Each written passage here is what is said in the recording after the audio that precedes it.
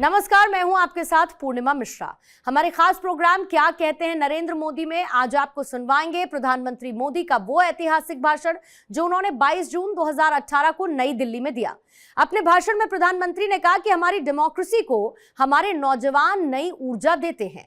ये नौजवान 21वीं सदी के भारत का आधार हैं और उनकी आशाओं आकांक्षाओं की पूर्ति सिर्फ कुछ मंत्रालयों की जिम्मेदारी नहीं बल्कि हम सभी का सामूहिक दायित्व है।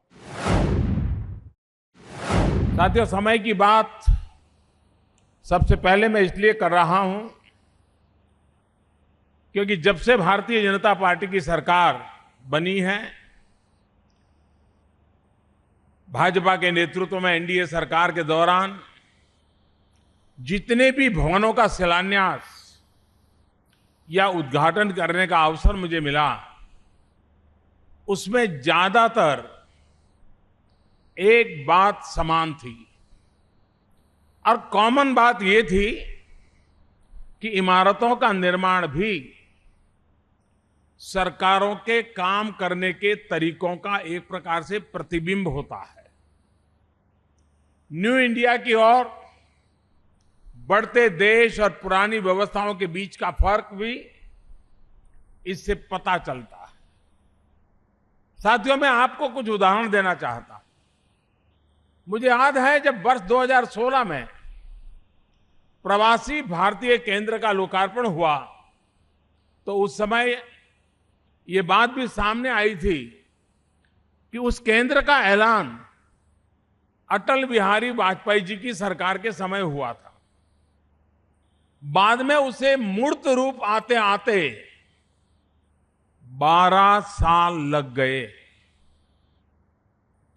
पिछले साल दिसंबर में जिस डॉक्टर अंबेडकर इंटरनेशनल सेंटर का लोकार्पण हुआ, उसे बनाने का निर्णय भी 1992 में लिया गया था, लेकिन इसका शिलान्यास हुआ 2015 में।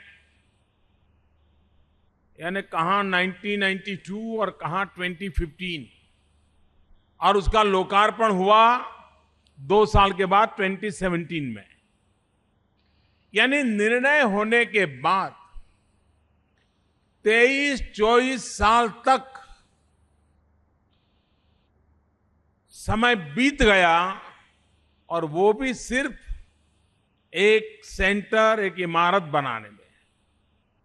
साथियों, इसी साल मार्च में मैंने सेंट्रल इंफॉर्मेशन कमीशन के नए भवन को भी देश को समर्पित किया था।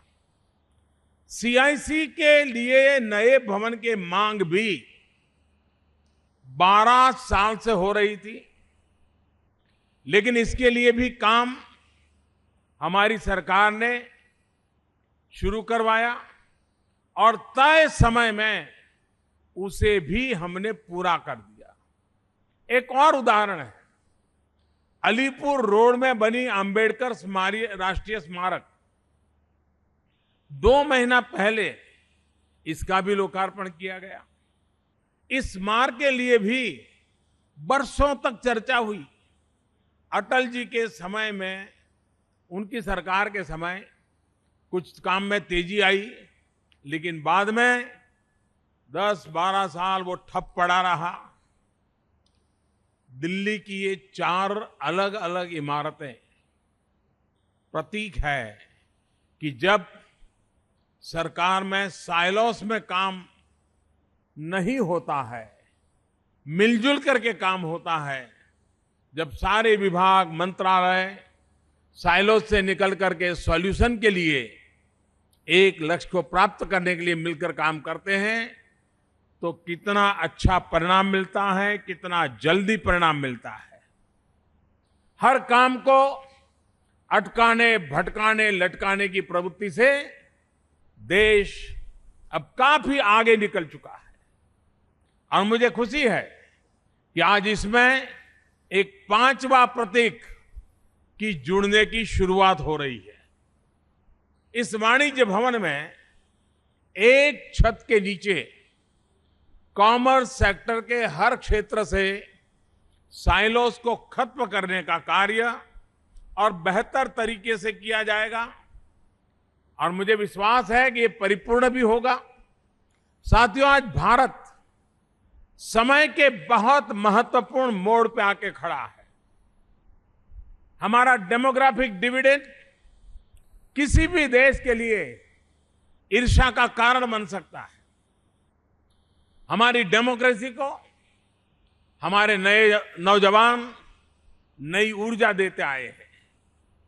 ये नौजवान 21वीं सदी के भारत का आधार है। उनकी आशाओं आकांक्षाओं की पूर्ति सिर्फ कुछ मंत्रालयों की जिम्मेदारी नहीं, बल्कि हम सभी की सामूहिक जिम्मेवारी है। भारत पिछली शताब्दी में औद्योगिक क्रांति का लाभ उठाने से चूक गया था।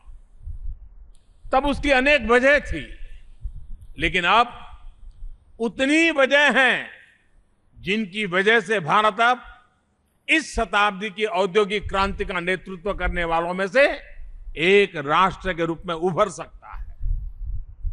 चौथी औद्योगिक क्रांति, जिसे फोर्थ इंडस्ट्रियल रिवॉल्यूशन भी कहते हैं, उसका मुख्य आधार डिजिटल टेक्नोलॉजी है और निश्चित तौर पर भारत इसमें दुनिया के कई देशों से बहुत आगे है। आज आप वाणिज्य मंत्रालयों के भी जितने लक्ष्यों को देखेंगे, जितने भी कार्यों को देखेंगे, तो उसमें डिजिटल टेक्नोलॉजी की प्रमुखता आपको नजर आएगी। ये वाणिज्य भवन ही देखिए, जिस जमीन पर यह इमारत बनेगी वो पहले directorate general of supplies and disposal के अधिकार में थी। 100 वर्ष से भी ज्यादा पुराना ये विभाग अब बंद हो चुका है और उसकी जगह डिजिटल तकनीक पर आधारित government e market place GEM इसने जगह बना ली है। सरकार किस तरह से अपनी जरूरत के सामान की खरीदी करती है, उस व्यवस्था को GEM ने पूरी तरह से बदल दिया है। आज की तारीख में 1,17,000 से ज्यादा छोटे बड़े विक्रेता कंपनियां इसमें रजिस्टर हो चुकी हैं, जुड़ चुकी हैं। इन सेलर्स को 5 लाख से ज्यादा ऑर्डर्स जेम के माध्यम से मिल चुके हैं। बहुत कम समय में जेम पर 8,700 करोड़ रुपए के सामान को खरीदा गया है। जिस तरह जेम ने देश के सुदूर कोने में बैठे बैठे छोटे उद्यमियों को अपने प्रोडक्ट सीधे सरकार को बेचने का अवसर मुहैया कराया है, उसके लिए कॉमर्स मिनिस्ट्री प्रशंसा की पात्र है। लेकिन आप लोगों के लिए मैं इसे एक लंबी यात्रा की शुरुआत मानता हूं। जेम का विस्तार और कैसे बढ़ाया जाए, कैसे ये देश के SME सेक्टर को, छोटे उद्यमियों को इंटरनेशनल कॉमर्स की तरह ले जाए, इस बारे में बहुत कुछ किया जाना बाकी है। आज देश में 40 करोड़ से ज्यादा स्मार्टफोन, इंटरनेट इस्तेमाल करने वालों की बढ़ती हुई संख्या, सस्ता डेटा आपके कार्यों को और आसान कर रहा है। साथियों, हमारे यहां कहा गया है, कोहि भारः समर्थानाम किम दुर्व्यवसायी नाम, यानी जो व्यक्ति शक्तिशाली होता है उसके लिए कोई भी चीज भारी नहीं होती। इसी तरह व्यवसायियों के लिए कोई जगह दूर नहीं होती।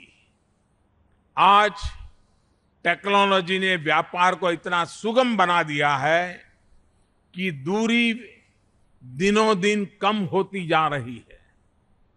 ये टेक्नोलॉजी देश के बिजनेस कल्चर में जितनी बढ़ेगी उतना ही फायदा पहुंचाएगी। हम देख रहे हैं कि किस तरह एक वर्ष से भी कम समय ने जीएसटी देश में बिजनेस का तरीका बदल दिया है। अगर टेक्नोलॉजी नहीं होती तो क्या यह संभव था? नहीं था। आज जीएसटी की वजह से ही देश में इनडायरेक्ट टैक्स और उससे जुड़ने वाले लोगों का विस्तार बहुत तेजी से बढ़ रहा है। स्वतंत्रता के बाद से हमारे देश में इनडायरेक्ट टैक्स सिस्टम से जहां सिर्फ 60 लाख लोग जुड़े हुए थे, वहीं जीएसटी के बाद के 11 महीनों में ही अब तक 54 लाख से ज्यादा लोगों ने रजिस्ट्रेशन के लिए आवेदन दिया है और इनमें से 47 लाख से ज्यादा रजिस्टर हो चुके हैं। इस तरह रजिस्टर्ड लोगों की संख्या अब 1 करोड़ से ज्यादा हो चुकी है। ये इस बात को दर्शाता है कि प्रक्रियाओं को सरल करने पर मिनिमम गवर्नमेंट मैक्सिमम गवर्नेंस, इस राह पर चलने पर नतीजे भी आते हैं और ज्यादा से ज्यादा लोग भी विकास की मुख्य धारा से जुड़ने के लिए कदम बढ़ाते हैं।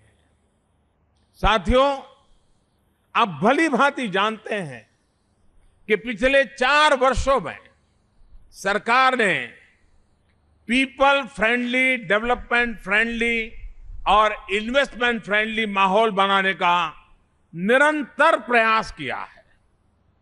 तमाम वैश्विक चुनौतियों के बावजूद भारत के मैक्रो इकोनॉमिक इंडिकेटर्स स्टेबल बने हुए हैं। इन्फ्लेशन हो, फिस्कल डेफिसिट हो या फिर करंट अकाउंट बैलेंस, इनमें पहले की सरकारों की तुलना में सुधार आया है।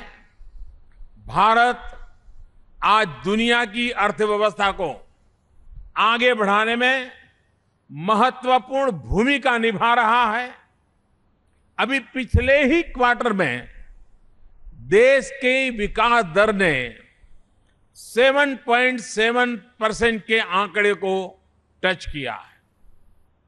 पिछले 4 वर्षों में हुआ विदेशी निवेश, विदेशी मुद्रा का भंडार अपने आप में एक रिकॉर्ड है।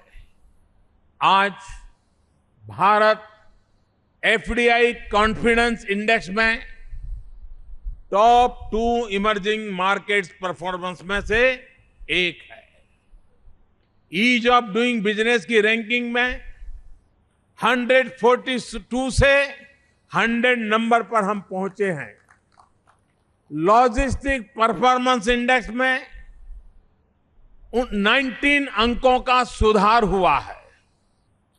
ग्लोबल कॉम्पिटिटिव इंडेक्स में रैंकिंग 71 से सुधरकर 39 पर पहुंचा है। ग्लोबल इनोवेशन इंडेक्स में 21 अंक का उछाल आना, ये सभी बातें उस एक विजन का, उस एक निर्णय का, उस प्रक्रिया का परिणाम है। आपकी जानकारी में अवश्य होगा कि हाल ही में भारत ने दुनिया के टॉप 5 फिनटेक कंट्रीज में भी आज हिंदुस्तान ने अपनी जगह बना ली है।